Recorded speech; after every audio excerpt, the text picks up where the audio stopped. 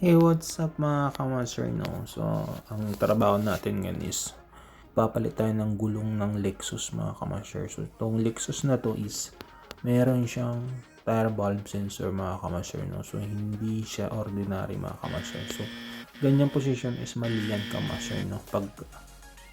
Pagka magpipress ka ng gulong. So, bawal nakatutok yung sensor kasi baka maputol yun mga kamaster. Dapat tayo nakalampas. So yan yung tama mga kamaster, no? Sa mga kapwa ko mechanic dyan or tireman or mahilig mag DIY, no?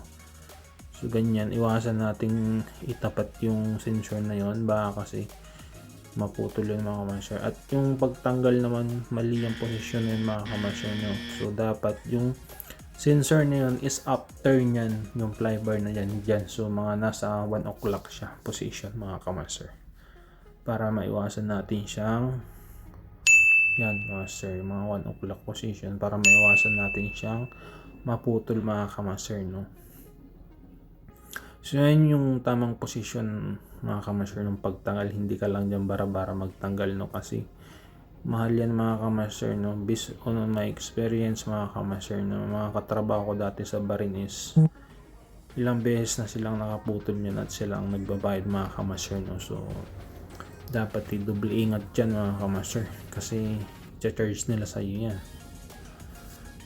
So ganun din, basta pagtanggal palaging naka 1 o'clock yung position ng tire valve niyan mga kamaster.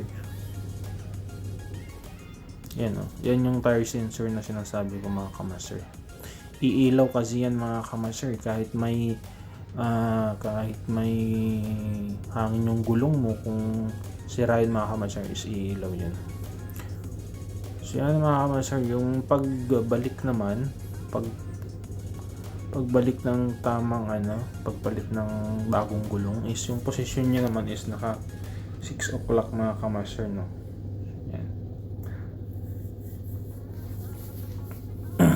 Yan, ganyan din naman yung yung pagbalik niyan mga kamaster. Dapat naka 6 o'clock position yan mga kamaster, para bago lumusot dyan sa bar na yan is nakapasok na lahat yung gulong mga kamaster, no?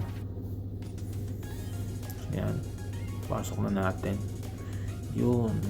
So diba hindi pa nakakalampas yung valve na yun, doon is pasok na yung gulong. So ganun ulit, ibalik mo ulit sa 6 o'clock, tapos ikot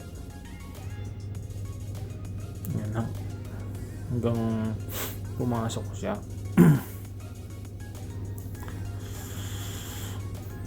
So yan mga kamaster, pasok na ulit na hindi pa lumampas, no? So yan mga kamaster, no? So hindi pala ordinaryong gulong yan mga kamaster, no? May tire valve sensor. Thank you for watching.